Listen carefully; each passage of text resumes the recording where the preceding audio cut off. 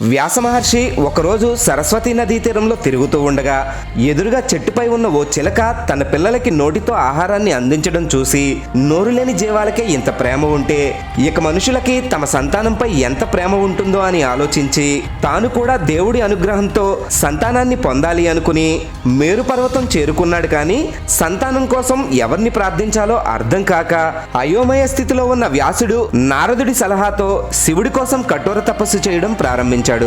మేరు పర్వతంపై తపస్సు చేస్తున్న వ్యాసుడు ఒకరోజు అగ్నిని రగిలించడానికి అరణి కొయ్యని మదిస్తూ ఉండగా ఘృతాచి అనే దేవకాంత చిలక రూపంలో అక్కడికి వచ్చి వాలింది. ఆ దేవకాంతను చూసి ఒక్క క్షణం పాటు వ్యాసుడి మనస్సు చలించడంతో వ్యాసుడి దేహం నుండి ఒక తేజోకణం ఉద్భవించి ఆ అరణిపై పడింది.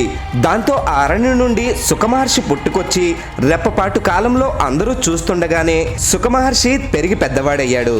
జై శ్రీకృష్ణ.